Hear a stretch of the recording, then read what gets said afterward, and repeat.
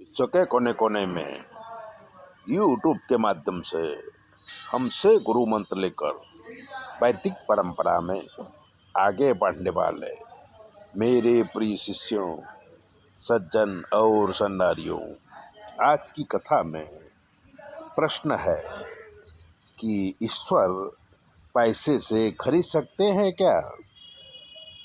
अगर पैसे से परमात्मा मिलते होते तो बड़े बड़े श्रीमंत भगवान को खरीद लेते।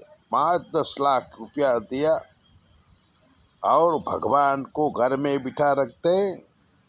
भगवान कहते हैं, मैं तो लक्ष्मी का पति हूँ, मैंने तुझे दिया है, तुम मुझे अर्पण करो, इसमें कोई नई बात नहीं है। परमात्मा पैसा नहीं मांगते। परमात्मा को ज्ञान से, बुद्धि से प्रसन्न नहीं किया जा सकता।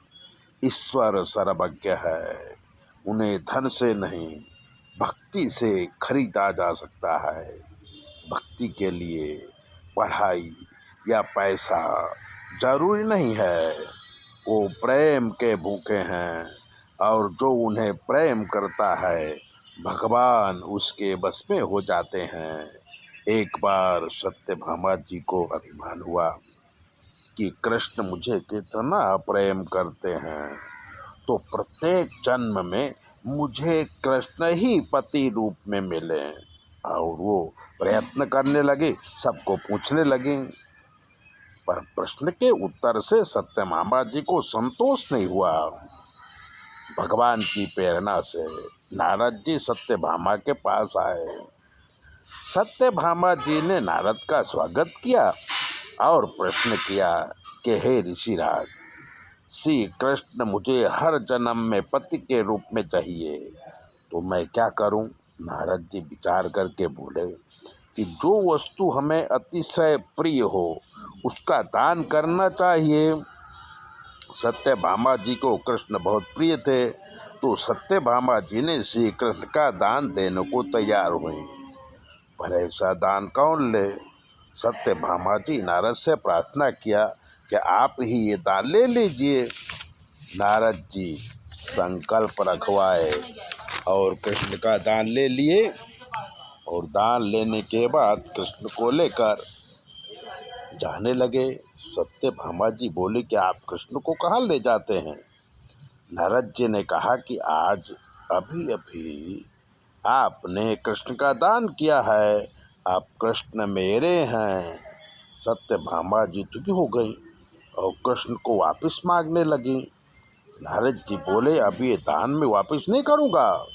बहुत विनती करने के बाद नारद जी बोले, कृष्ण के वजन जितना सोना मुझे दे दो तो मैं कृष्ण को वापस करूँगा। सत्यभामा जी ने कहा कि इसमें कौन सी बड़ी बात है, मेरे पास बहुत सोना है। उन्होंने अपने सारे गहने कृष्ण को तौलने में रख दिया, पर कृष्ण भगवान की तरफ का तराजू हिला भी नहीं। बाकी की सारिया रानी रुक्मणी जी के सिवाय आई और अपना सारा सोना तराजू में रख दिया, हीरा मोती साथ में समंतक मणि भी रख दिया, पर कृष्ण भगवान का पल्ला उठा नहीं। तब सभी रानियां रुक्मणी जी की शरण में गई।